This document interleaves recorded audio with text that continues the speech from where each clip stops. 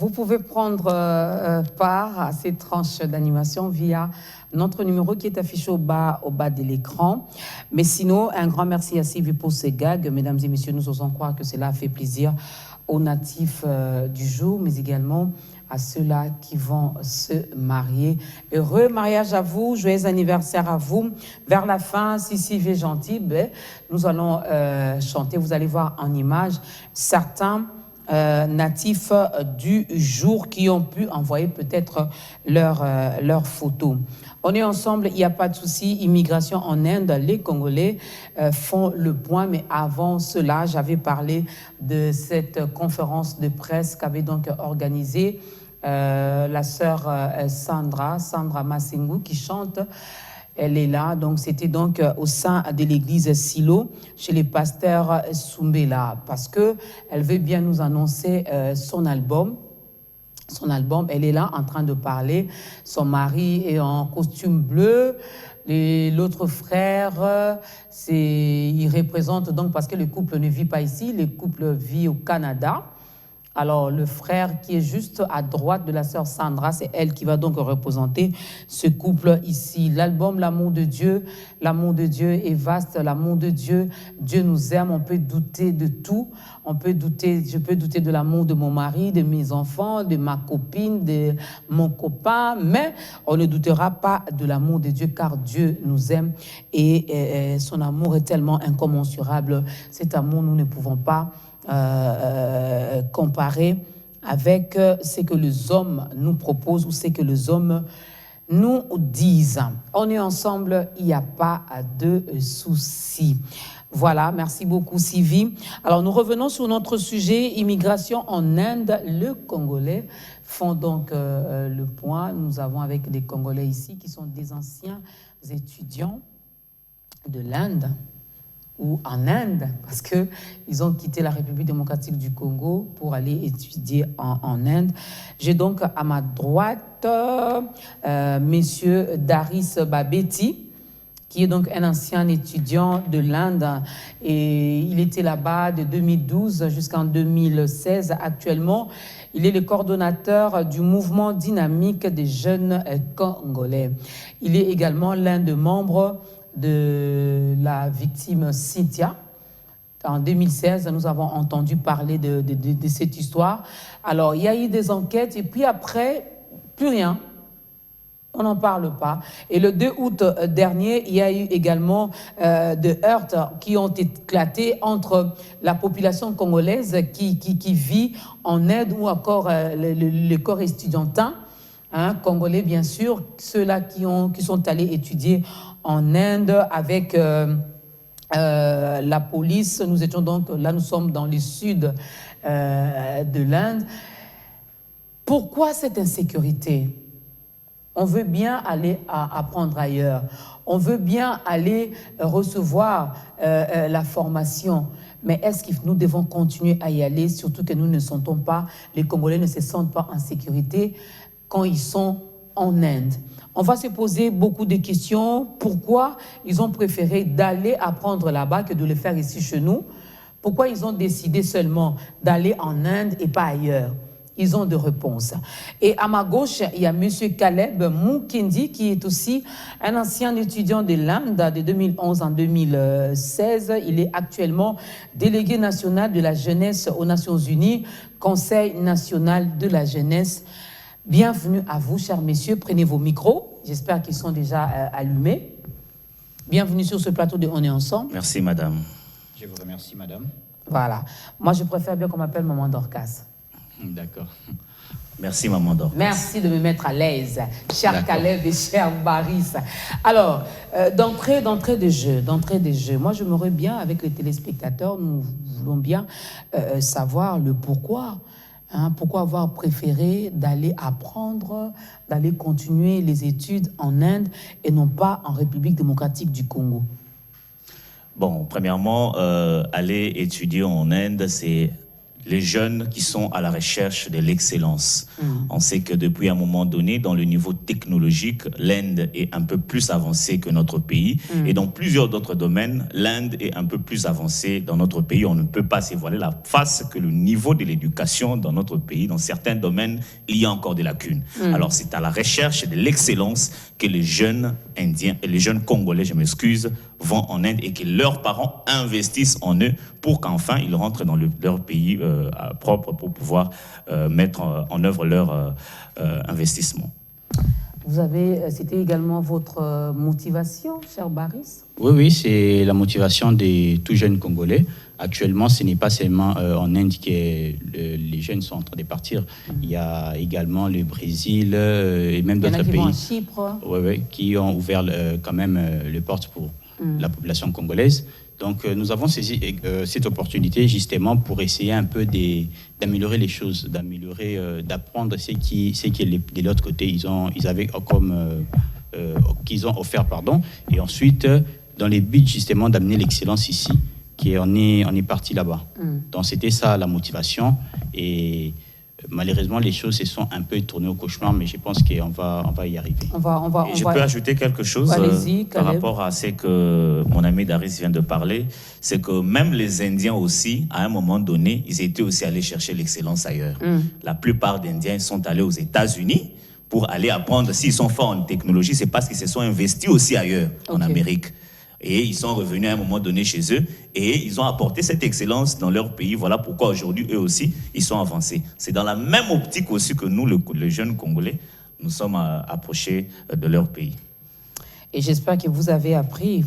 J'aime bien l'exemple que tu viens de donner, qu'il y a certains Indiens qui ont quitté l'Inde pour aller aux États-Unis, apprendre et revenir finalement dans leur pays pour parler de toutes ces avancées technologiques. J'espère que c'est aussi le cas pour vous, qui êtes partis en Inde pour apprendre et pour venir investir ou faire avancer la République démocratique du Congo, Caleb.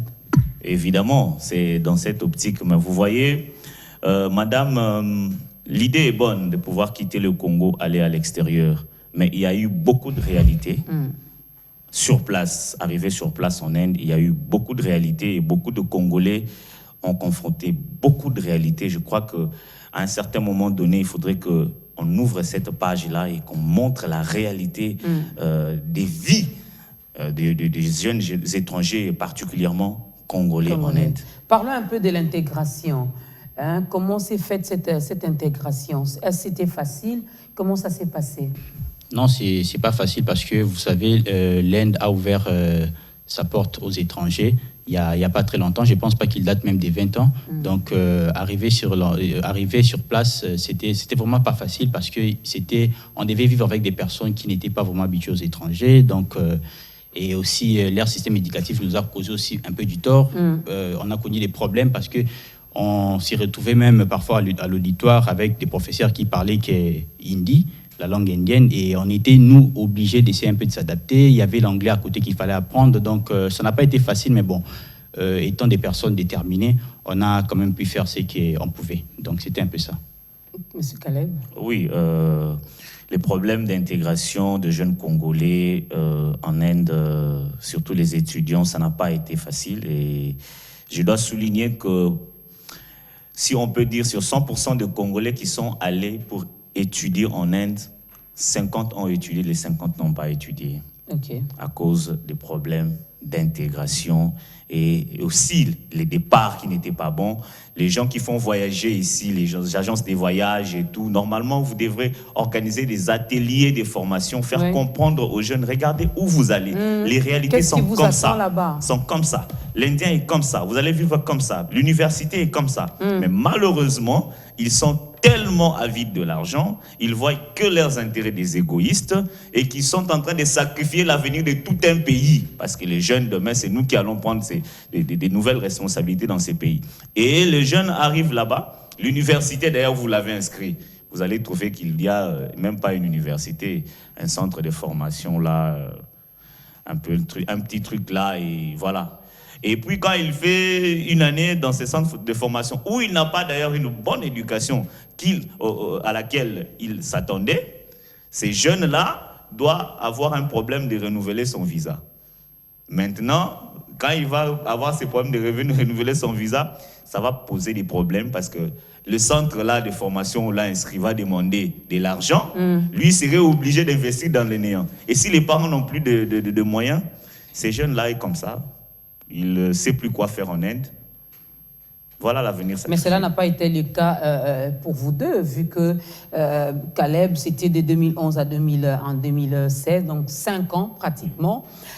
Pareil également avec Daris, de 2012 en 2016, 4 ans. Exactement. D'études. Alors, l'immigration, j'aimerais bien qu'on parle un peu de l'immigration. Que pensez-vous de l'Inde par rapport à l'immigration? Pour essayer un peu de parachever ce que mon frère a dit tout à l'heure, de l'immigration, puisqu'il avait aussi touché l'immigration, je pense qu'au départ, la collaboration RDC n'était pas bien faite. C'était un peu ça le problème. On s'est retrouvé dans des situations où, même pour renouveler les visas, c'était un problème, bien que vous aviez toutes les recommandations ou l'appui de l'université. Donc, je pense que c'était juste un problème du départ. Par rapport à l'immigration, actuellement, je ne sais plus ce qui se passe. Ça fait quand même un bout de temps qu'on n'est plus dans ces pays. Mais je pense qu'il y a encore des couacs. Il y a encore des couacs et il y a beaucoup de choses à revoir. Et surtout dans le domaine du travail, parce qu'il y a pas mal de Congolais qui commencent un peu à trouver du travail actuellement en Inde, mais ils font face à des sérieux problèmes, surtout lorsqu'il faut renouveler les visas.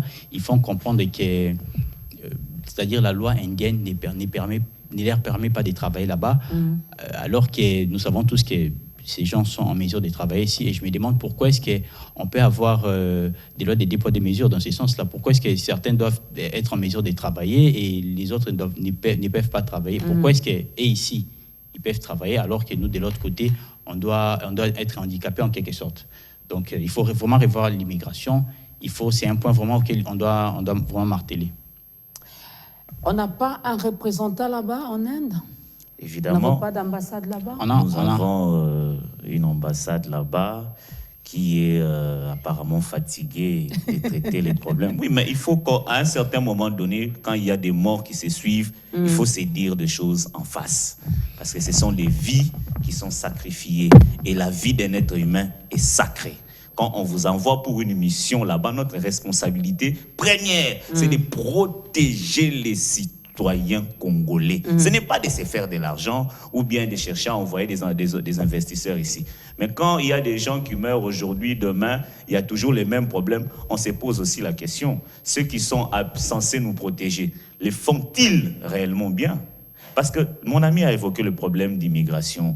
Il faut se dire que les Africains, particulièrement nous les Congolais, parce que les autres communautés, vous sentez qu'il y a quand même un peu de respect, mais la manière dont nous sommes traités dans les services d'immigration, même si il y a beaucoup de problèmes qu'on présente, mais on n'est pas parfait. Chaque communauté a ses problèmes, mais au moins traitez-nous avec respect. La manière dont on vous traite quand vous avez un problème en Inde, c'est comme si vous êtes un monsieur, je ne sais pas. Il n'y a aucun respect. Et ce respect doit provenir de notre diplomatie ici, au niveau de Kinshasa. Mais déjà, Baris l'a dit, Daris, dès le départ, c'est comme si les relations entre RDC, Inde-RDC, ces relations ne sont pas bien définies. J'ai comme l'impression que c'est nous qui forçons plus les relations. On veut être bien avec les Indiens. C'est nous qui voulons plus être bien avec les Indiens. C'est comme une femme que tu es en train de suivre. Elle est en train de faire des fiers, mais toi, tu es en train de vouloir chercher son oreille. C'est l'impression que nous sommes en train de donner à la communauté internationale, au niveau aux yeux de l'opinion nationale comme internationale. C'est nous qui sommes en train de forcer les relations avec l'Inde. Au moment où, à ce moment ici, on devrait montrer aussi nos griffes. Montrer nos griffes. Entre-temps, nous saluons la présence, apporter le micro à Christian Emango, Daris. Caleb dit, c'est comme si la RDC est en train de forcer la main finalement en Inde, à l'Inde. C'est comme si l'Inde ne veut pas, mais nous voulons bien forcer cette relation, cet amour. Est-ce que ce n'est pas les Congolais également qui les entêtent? Bonjour Christian Emango. Bonjour Dorcas, merci beaucoup de me recevoir sur ce plateau. Je sais que tu n'as pas été en Inde pour les études. Toi, tu as décidé de le faire ici. Bon, pas que j'ai décidé. L'Inde aurait pu m'intéresser si par rapport au cursus académique que je voulais faire, puisque je suis juriste, le droit en Inde allait m'intéresser. Mais le problème, c'est que nous, en droit, nous nous répartissons entre deux grandes familles. C'est-à-dire ceux qui sont les anglophones, anglo-saxons, et ceux qui sont de l'école italienne, c'est-à-dire les romano-germaniques. Alors nous, ici en RDC, quand vous étudiez un peu le droit anglo-saxon, quand vous allez revenir en RDC, vous allez vous sentir un peu désaxé. Okay. C'est pour ça que j'ai préféré, si jamais l'occasion s'était présentée même d'aller faire ça en Inde, j'allais préférer le faire ici. Daris. Maman Dorcas, justement... Vous les entêtez finalement. Justement, je dois appuyer ce que mon frère vient de dire tout à l'heure. On a l'impression que la diplomatie congolaise est un peu en train d'entêter cette relation. Vous savez, lorsque j'ai suivi les vidéos où la police indienne a battu nos frères qui étaient allés protester le lendemain de la mort de notre frère Joël Malou devant les postes de la police, j'ai vu comment est-ce que les policiers étaient en train de battre nos frères. Ça, c'est un incident diplomatique très grave. Et ça, c'est démontré à l'œil nu qu'ils n'ont pas d'intérêt maintenant pour cette collaboration, pour cette coopération RDC-Inde. Donc, il n'y a plus de considération pour nous. Alors que je rappelle ici que la RDC est maintenant à la tête de l'Union africaine. Donc, nous devons en quelque sorte, nos ressortissants, doivent en quelque sorte être respectés dans le monde. C'est l'Afrique que nous portons actuellement. Donc, on doit exiger le respect de nos compatriotes.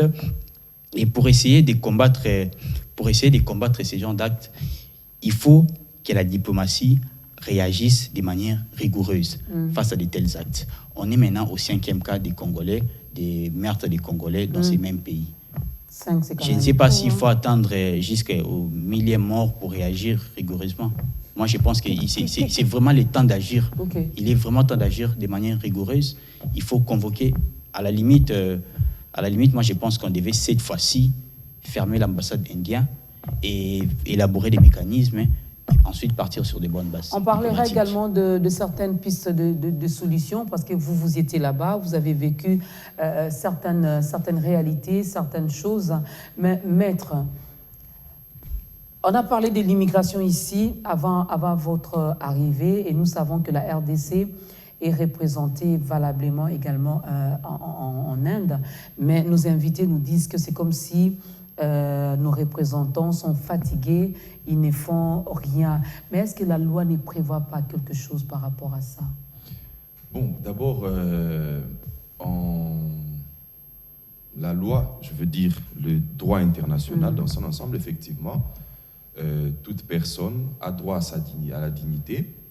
Et quels que soient les pays où se trouve, le droit de l'homme existe. Les images que nous avons vues dans un pays, n'importe lequel, normalement, ça ne doit pas être cautionné.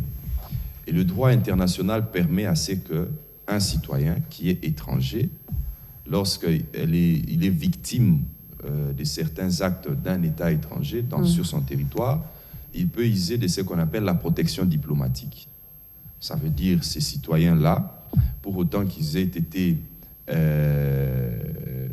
comme ça mis sur des pratiques qui sont contre la dignité humaine, devraient recourir à la RDC, demander à ce que la RDC, si jamais en interne, voilà, je commence par là, en interne, nos citoyens congolais, est-ce qu'ils ont déjà saisi la justice indienne pour qu'ils soient remis dans leurs droits, et que si jamais ils n'ont pas réussi cette démarche-là en interne, maintenant on peut revenir à la RDC pour que la RDC puisse demander des comptes à l'Inde.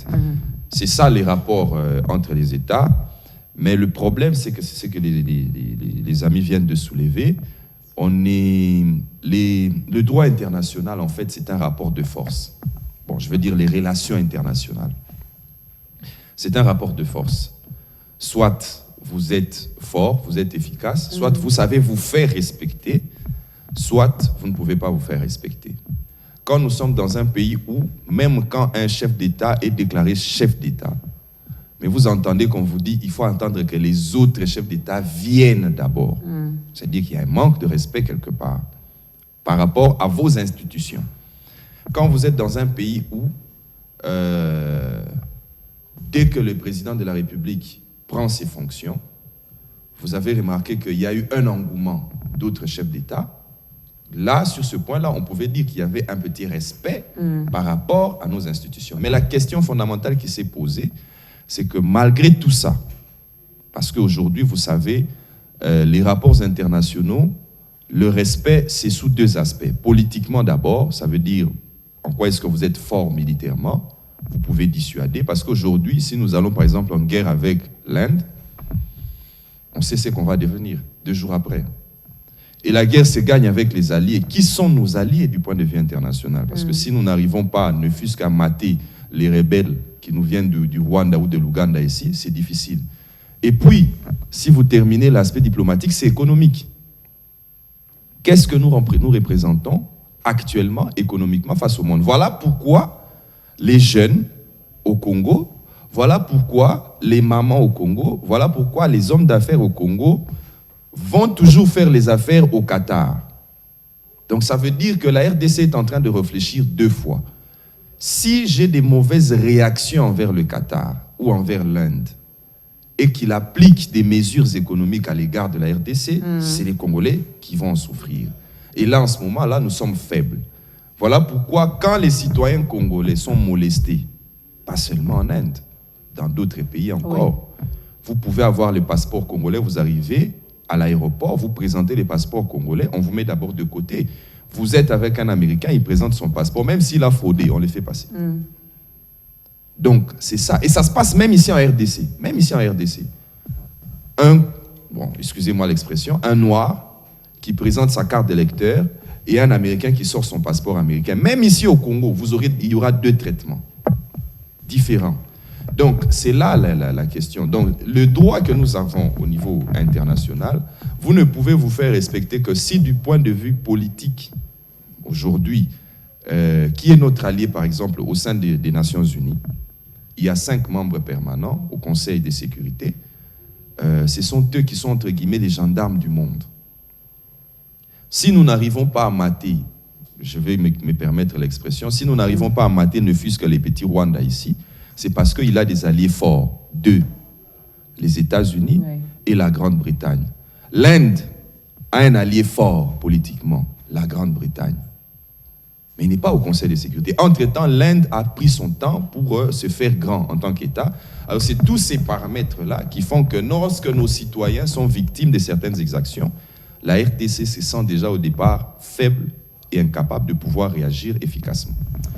Ce qui veut dire, à notre niveau, il y a quand même des mesures que nous pouvons prendre. Peut-être, je ne sais pas si ça sera trop dur, mais sinon, vous empêcher d'immigrer là-bas, vous empêcher d'aller étudier là-bas pendant un moment.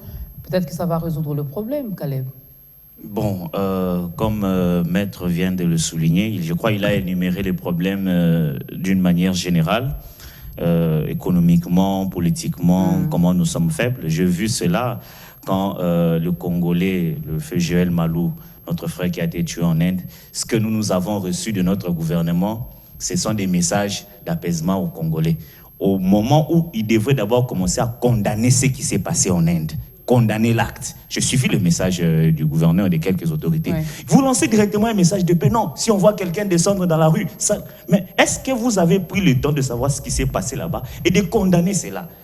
Les gens ont marché justement pourquoi? Parce qu'il n'y a pas eu une action forte de la part du gouvernement réagissant par rapport à la mort de notre frère. Donc on montre notre faiblesse comme ça à l'œil nu. Je crois que même un pauvre, il a droit à sa dignité. On a vu des pauvres qui sont respectés. Il est respecté, malgré il n'est pas aussi riche ou économiquement fort, mais respecté. Au moins, donnez-nous ça. Donnez-nous ça. Nous n'exigeons pas beaucoup. Pendant ces moments, nous exigeons notre dignité, notre respect en tant qu'être humain. Il n'y a pas une race supérieure à une autre. Il n'y a pas un être humain supérieur à... Non, on est tous humains devant Dieu. On est égaux. Respectez-nous dans ce sens-là. Donnez-nous au moins ce sens de respect. Parce qu'on est humain. Pas d'abord l'aspect économique, l'aspect politique. Enlevons d'abord ça en tant qu'humain. Tout humain mérite le respect. Tu peux m'aimer ou pas, mais tu dois me respecter. Mais regardez les actes qui se sont passés. Est-ce que quelqu'un qu'on respecte, on peut le taper comme ça avec des bambous, blesser le sang, couler comme ça, vous continuez à taper? C'est le respect que vous témoignez? Non. Et ça, le gouvernement, au moins ce qu'il devait commencer par faire, c'est défendre notre dignité. Dignité. Ça, ce sont des choses pour lesquelles l'homme doit mourir pour ça. Non, non, ça ne s'achète pas avec l'argent. Est-ce que, humainement parlant, vous avez raison, surtout lorsque vous dites que devant Dieu, devant notre Créateur, nous sommes tous humains, parce que lui ne tient pas compte de la couleur de la peau. Mais je crois que ces respects-là, ça se mérite aussi, non? Le 2 août dernier, on sait ce qui s'est passé exactement en Inde. Et d'après les enquêtes, les autorités indiennes ont donc suspecté l'étudiant congolais de posséder la drogue. On l'a arrêté avec de la drogue. Comment vous défendez ça? Déjà, je ne suis pas partant avec cette idée-là. Pour commencer, notre frère, il était overstay, ça veut dire qu'il n'avait pas de visa valide en Inde. Et déjà, quand tu n'as pas de visa valide, on se pose des questions. Premièrement, comment est-ce qu'on t'envoie de l'argent où tu survis? Parce que nous, la plupart des étudiants, il n'y a pas de business qu'on fait là-bas, il n'y en a pas. On envoie l'argent à partir de Kinshasa. Et pour recevoir cet argent, il faut normalement avoir un visa valide. Et quand tu n'en as pas, comment tu payes les loyers? Comment tu manges? Et l'Indien, lui, il pense déjà que, comme la majorité des Africains qui sont là, ils sont dans des deals. Alors, comment tu survis? Comment tu survis à tes besoins? Ils pensent directement à la drogue. Et il faut comprendre que cette affaire est allée au niveau politique. Vu qu'il y avait un Congolais qui était mort, il fallait lui coller une étiquette pour essayer de dévaloriser leurs actes. Mais il faut suivre les enquêtes. Il faut suivre les enquêtes des RFI. Qu'est-ce qu'ils ont dit? Il faut suivre tout ça. Parce que cette affaire est allée un peu au niveau politique, comme d'habitude. Oui. On politise, on veut amener les choses. Non, vous voyez, il était drogueur. Vous avez vu la famille de Joël Malou, les témoignages qu'ils ont donnés de leur fils.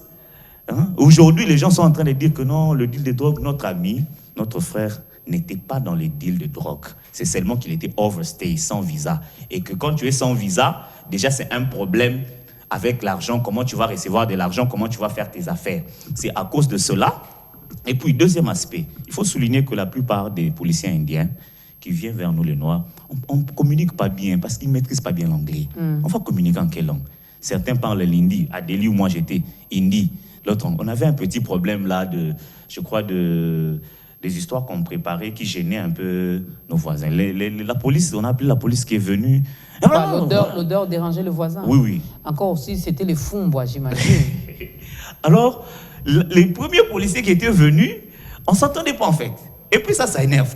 Imaginez, vous êtes en train de parler avec quelqu'un, vous n'entendez pas, ça énerve. Tu lui dis, monsieur Mélan, là, je vois que tu m'embrouilles, je suis chez moi, sortez. Là, maintenant, vous devez sortir. Et ça peut créer des échanges et quelque chose de mal peut arriver. Et quand quelque chose de mal va arriver, vous allez chercher une justification pour dire que non, ces messieurs derrière, ils n'étaient pas un bon citoyen. D'ailleurs, mais au départ, ce n'était même pas ça. Mais vous avez parlé de ces deals, ça marche quand même bien là-bas, la drogue? Maman Dorcas, j'ai fait essayer de parachever ce que mon frère a dit. Réponds-moi d'abord. C'est une question piège. Hein. Réponds-moi d'abord. Bon, moi... Parce que comment un étudiant de surcroît congolais peut donc se retrouver avec la drogue ou dans la drogue? Ça, il a parlé des deals, hein. Ça paye bien là-bas? Non. Bon, moi, je ne sais pas dire un mot sur ça parce que j'ai jamais connu des personnes qui étaient dans ces deals. Moi-même, j'ai jamais été dans ces deals, donc je ne sais pas comment commenter sur ça. Mais je pense que l'histoire des drogues, on a tous été victimes de ça en Inde. Il y a des moments où on nous approchait bizarrement. L'effet d'être noir, je ne sais pas, pour eux, apparemment, c'est un symbole d'être dans les deals de la vente des drogues, des histoires comme ça. Je pense que notre frère Joël Malou, moi, je ne l'ai pas connu personnellement, mais je dirais, par rapport à l'expérience que j'ai de ces pays, je dirais qu'il n'a jamais été dans ces deals. Les Congolais ne vendent pas de la drogue. Et même si réellement, on doit rester dans cette optique-là, est-il une raison pour ôter la vie à un être humain juste parce qu'il vendait, soi-disant, il vendait de la drogue? Je ne pense pas. Donc, il faut qu'on essaie un peu de discréditer cette histoire-là parce que ce n'est pas vrai. Nous autres, je vous dis, on s'est très bien comporté là-bas, mais on était aussi victimes de cette histoire.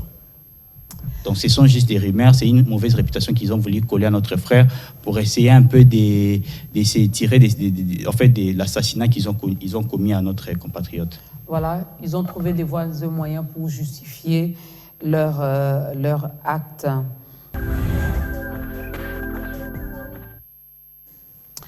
Alors, Christian et Mango, maître, moi je voulais bien poser la question par rapport à l'histoire de notre frère Malou, un citoyen congolais qui est allé étudier en Inde. Et j'aime pas cette fin lorsque même Caleb dit « nous sommes des humains », même s'il vendait de la drogue, même s'il était dans la drogue. Mais est-ce que c'était vraiment une bonne fin pour lui? Et même pour ça, la loi ne prévoit rien. Déjà, on reconnaît, nous sommes faibles. Ça, on le reconnaît. Nous ne sommes pas organisés. Nous ne sommes pas prêts de réagir ou de s'opposer à tout ce qui se passe en Inde. Là, je parle de nos autorités. Mais la suite, c'est quoi? Puisqu'ils ont déjà clôturé avec les enquêtes, tout est déjà close. Alors, on fait quoi? On reste bouche bée et puis on enterre et puis c'est fini. Bon, je crois que déjà, le fait que notre frère Malou ne soit pas mort de mort naturelle, c'est qu'il y a eu une intervention quelque part. Et pour autant que ce soit... Vous savez, il y a une affaire qui s'est passée en droit international, l'affaire du personnel diplomatique américain à Téhéran. Il s'est passé qu'il y avait des Américains qui étaient dans l'ambassade ou dans leur représentation diplomatique, et les Iraniens sont allés attaquer la représentation diplomatique. Mais on s'est rendu compte un petit peu que la police iranienne a laissé faire que la population puisse effectivement attaquer les citoyens qui étaient étrangers. C'est exactement ce qu'on a vu en Inde. Et votre question, c'est laquelle? C'est qu'on se rend compte, quels que soient les résultats que les enquêtes vont donner, entre guillemets, qui seraient en train de vendre de la drogue, et ceci, cela, et que finalement, il est décédé entre les mains de la police, l'État indien doit, en ce moment-là, réparer. Si l'État indien ne le fait pas, c'est pour ça que je disais tout à l'heure ici, il faut que la famille de Malou puisse saisir les instances indiennes pour demander réparation.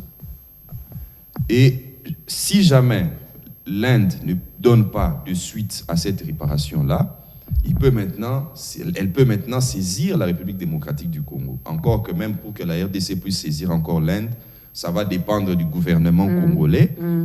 Mais au moins, on peut saisir maintenant le gouvernement congolais pour que le gouvernement congolais puisse à son tour demander réparation à l'Inde. Donc c'est un peu par ce mécanisme-là que pacifiquement,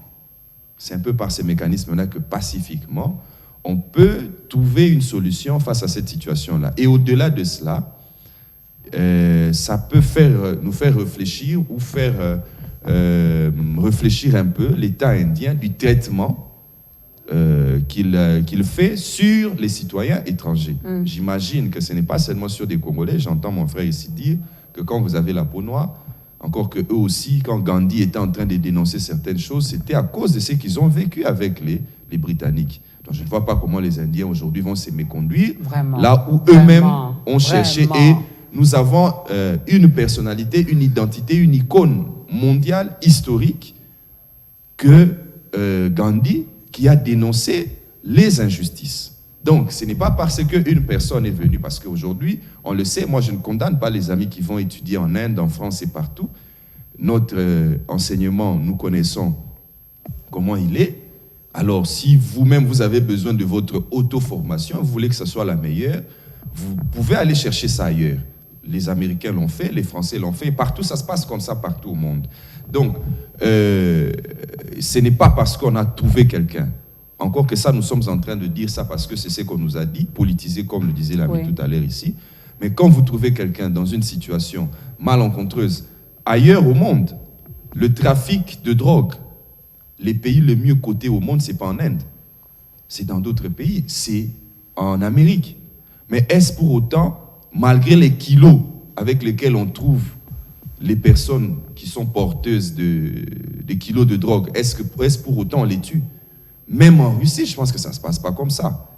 Donc, il y a possibilité, par le mécanisme d'abord de demander réparation à l'État indien, on peut le faire. Sinon, par le mécanisme de la protection diplomatique, l'État congolais peut demander réparation. Ça va se faire pacifiquement. Parce que si nous ne le faisons pas pacifiquement, voilà pourquoi on voit que la population commence maintenant à s'attaquer à n'importe quel Indien, même ceux qui sont des bonnes foi. Moi, je me rappelle, il y a un Indien ici qu'on a vu les vidéos qui ont circulé sur les réseaux sociaux, qui dit Ngana Mungala. Député c'est-à-dire qu'il aime le Congo autant qu'il aime peut-être son pays aussi.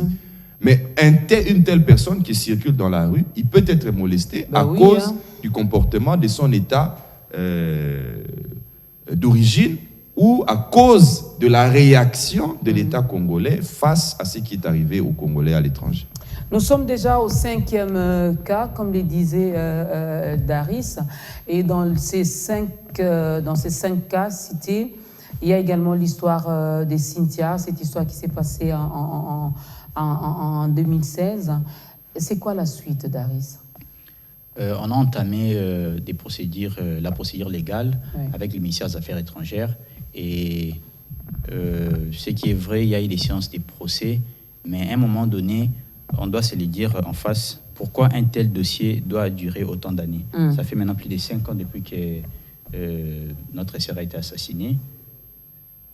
Après, je me demande pourquoi ça prend autant d'années. J'ai vu pas mal de dossiers ici.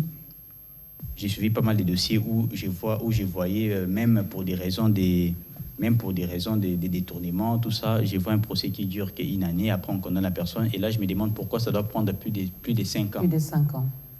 Et surtout que je sais que les criminels, après avoir commis l'acte, il avait avoué. Et je me demande, mais malgré tous ces éléments, pourquoi ça doit mettre autant d'années?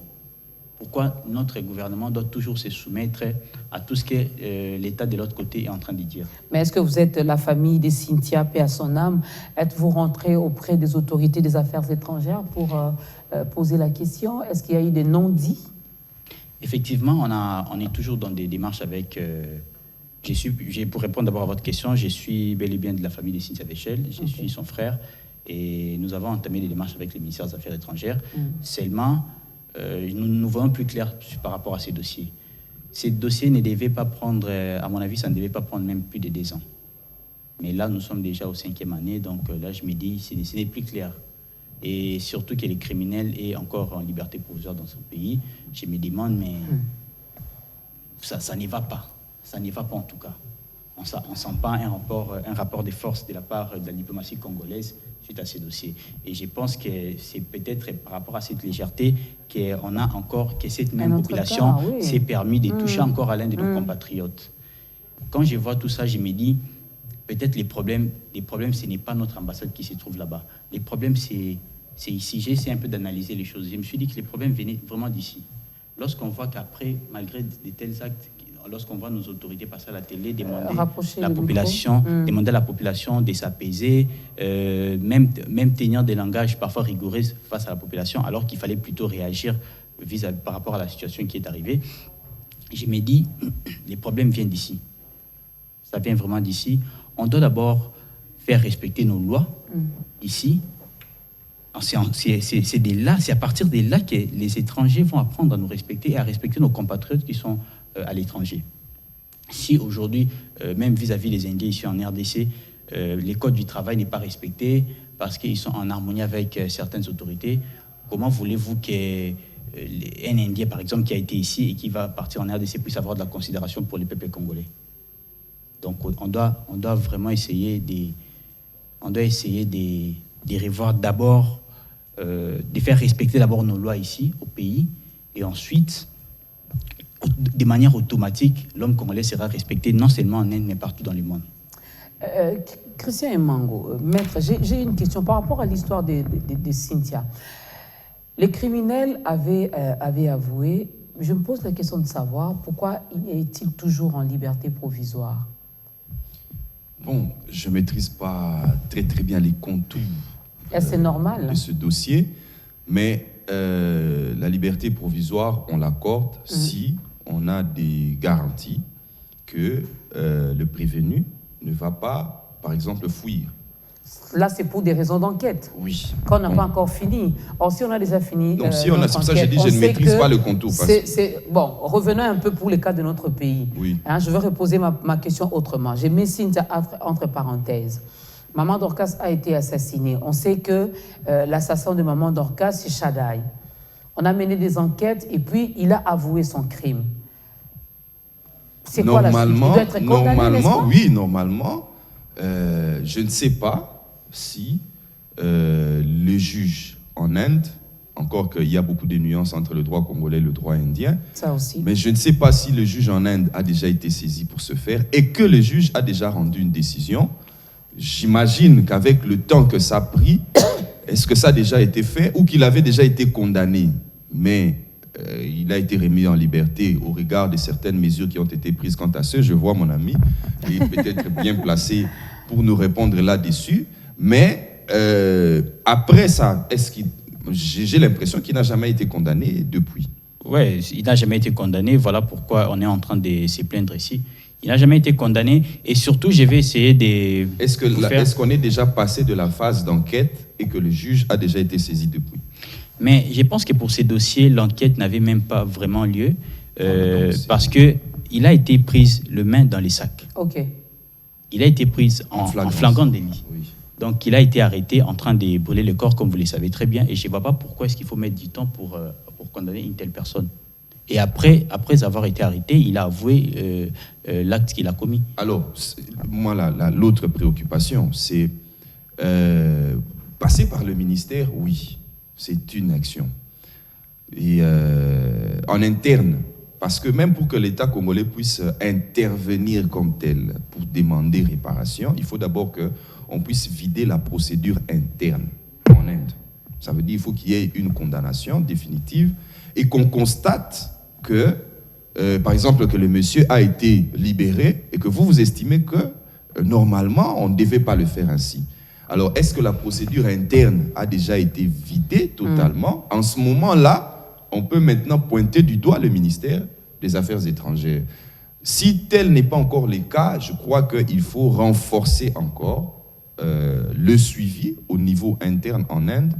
Et si jamais, comme il fait déjà d'ailleurs 5 ans, oui, le ministère peut intervenir pour demander à ce que la justice puisse faire son travail et que le dossier soit expédié. Mais si tel n'est pas le cas, s'attendre à ce que le gouvernement puisse faire quelque chose, je sais qu'on lui demande et qu'on doit encore lui demander, oui. Mais s'attendre à ce que le gouvernement puisse faire quelque chose en ce moment, c'est juste, ça va être, bon, je ne veux pas dire superficiel, mais ça va dépendre un peu plus de ce que la famille fait en interne en Inde.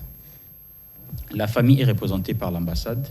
Donc, l'ambassade est soutenue par les gouvernements. Okay. Il y a des démarches qui ont été entreprises, mais après, la question qu'on se pose là, c'est pourquoi ça doit prendre autant d'années pour une personne qui a été arrêtée en flagrant délit.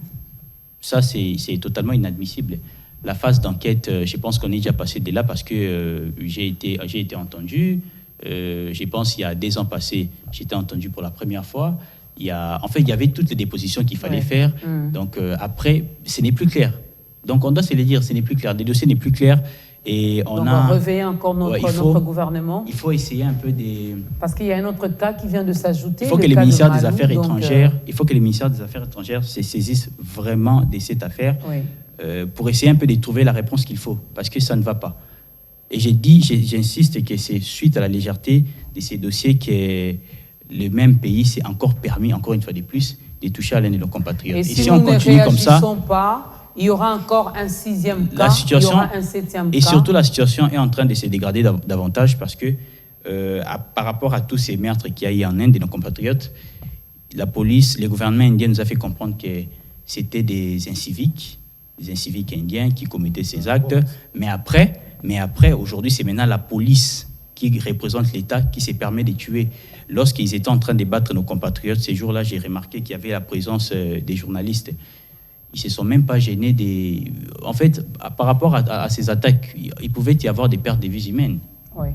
Mais ils ne se sont pas gênés surtout de la présence des journalistes. Et moi, je me dis, c'est une manque totale C'est un manque total de la considération. Pour ces problèmes de Cynthia, si je peux ajouter un mot. Allez-y, et vous allez nous proposer en 1 minute aussi les pistes de solution. Quelle démarche entreprendre finalement pour mettre fin à toutes ces histoires? Le problème avec Cynthia, je pense que ces dossiers, ils commencent à être politisés en fait. Ça veut dire que politisé au Congo,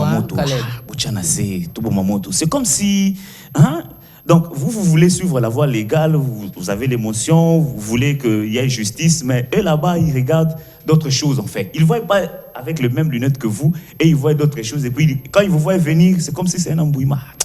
Cette affaire-là, d'ailleurs, elle est déjà. Donc, cette légèreté-là, c'est celle-là que moi, je me pose des questions.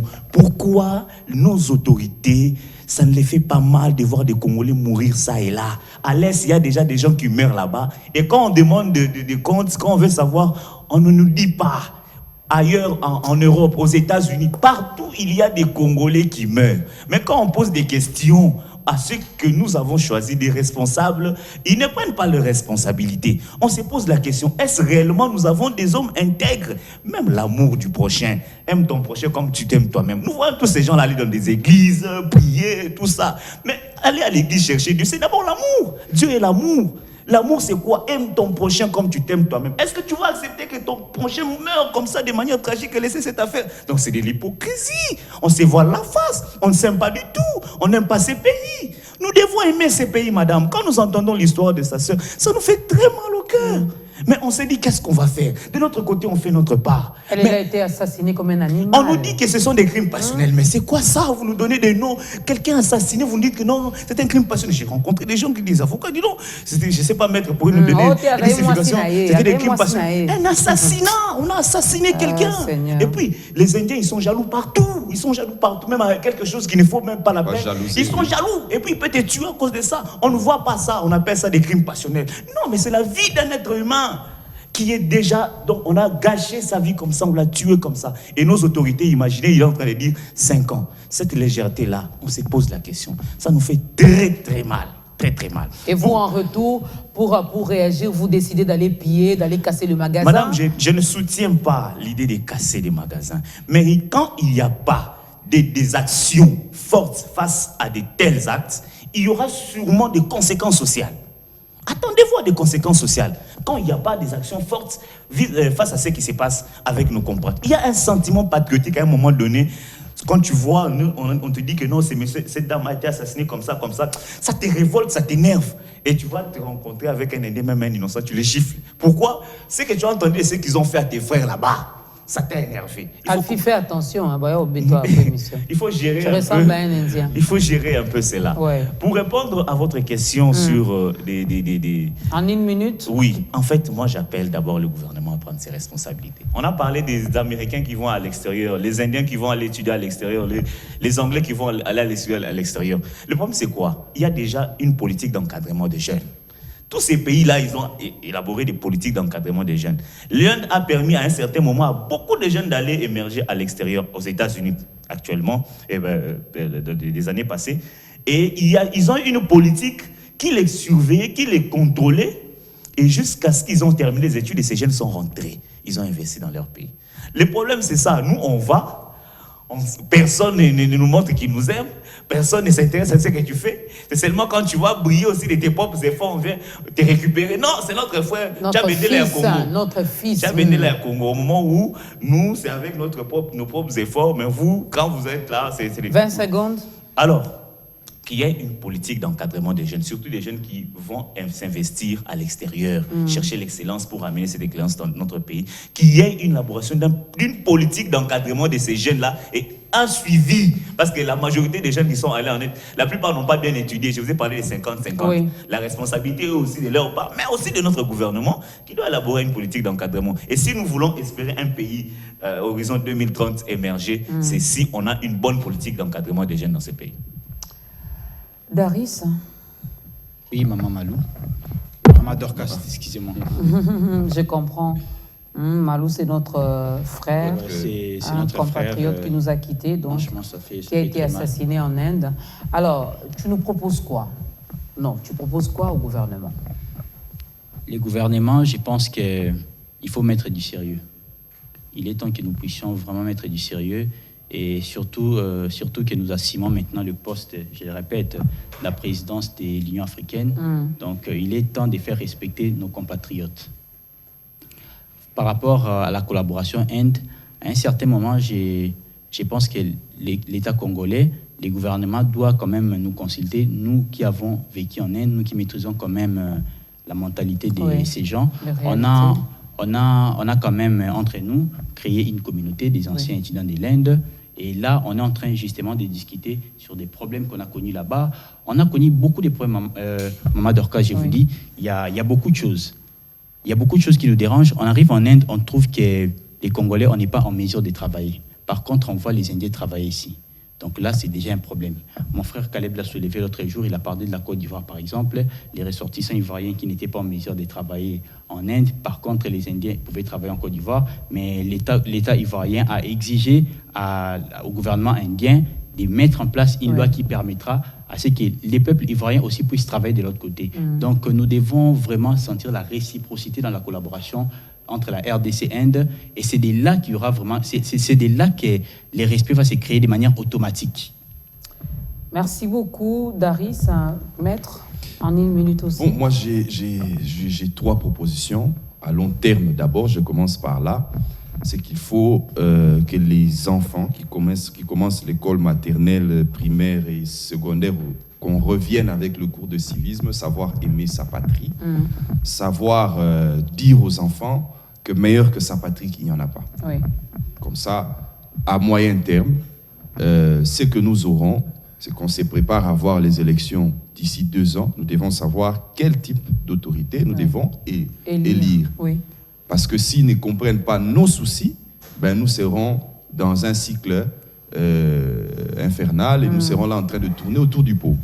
Et à court terme, que les jeunes africains dans son ensemble et congolais en particulier ne puissent pas penser qu'il faut aller à l'étranger juste pour éviter un peu le stress de son pays, juste pour qu'on sache que yo pour voyager au Kenya, yo tika qui va problème yamboka. Parce que beaucoup croient qu'en quittant ici, vous allez trouver les paradis ailleurs. Vous allez là-bas, vous commencez d'abord à constater que là-bas, on respecte les normes. Alors qu'ici, tu peux sortir le soir au Vandi. Ici, tu peux sortir le soir librement au Vandi na coin moko na bandal, ozo met la bière nous tranquille, ozo gang, ozo samakelele. Personne ne te cause un problème. Mais tu vas d'abord ailleurs, tu trouves que ce que na mukanda tu ne seras rien déconsidéré dans la société. Donc, à court terme, le Congolais doit d'abord savoir se donner un peu de poids lui-même, le roi Balobaka. Savoir se faire respecter d'abord lui-même. C'est-à-dire quand tu vas à l'étranger pour un objectif. Si cet objectif-là, vous l'atteignez, c'est bon, vous arrêtez là. Mais si vous allez seulement à l'étranger, juste pour des raisons d'enjoliver votre vie, décorer, montrer que vous avez voyagé, en réalité, là, vous n'avez rien foutu. Sur place, mon frère vient de le dire tout à l'heure ici, sur place, vous allez vous rendre compte que vous n'avez rien fait. Mais excusez-moi quand même, les crimes passionnels. On n'a plus le temps. Oui, je dis ça en 30 secondes. Le crime passionnel ne peut pas autoriser à ce qu'un délinquant puisse échapper à la justice. Même si le crime est passionnel. C'est vrai, vous pouvez trouver votre femme. Crime, c'est crime. Crime, c'est crime. Crime, c'est crime. La conséquence est ailleurs. Ça veut dire, on pouvait vous donner 20 ans de prison, mais les juges disent, bon, vous aimez beaucoup votre femme aussi, peut-être ça vous a poussé à faire ça, on réduit à 15 ans. Mais le crime passionnel ne peut pas faire échapper quelqu'un à la justice. Alors, un grand merci à Maître Christian Mango, merci à Daris, ça n'est vraiment fini. Donc, il est 11h juste. Moi, je vous dis merci d'être passé. Peut-être prochainement, vous allez revenir pour nous parler de cette association des anciens de l'Inde, comment faire, parce que dans mon église également, l'apôtre Dan est aussi un ancien de l'Inde. Je ne sais pas s'il est au courant de cette association. Donc, on en parlera, on aura le temps. Voilà, on aura le temps d'en parler. Peut-être prochainement, vous allez donner également vos contacts. Élaborez, vous, les autorités, vous, les décideurs, élaborez une bonne politique d'encadrement. Remettez également très bien le cours de civisme dans nos écoles pour que nos enfants apprennent également à aimer notre pays, à aimer leur patrie, à travailler, à étudier ici, à rester ici. Je ne dis pas que c'est mal d'aller également découvrir ce qui se passe ailleurs, mais on est mieux chez soi. N'est-ce pas? Ici, on se tape, on crie, on marche. Même les Indiens qui sont ici sans papier, ils marchent librement. Ils nous vendent même les beignets. Vous faites tout ici, même les petits Chinois. Ils ont même appris les Lingala.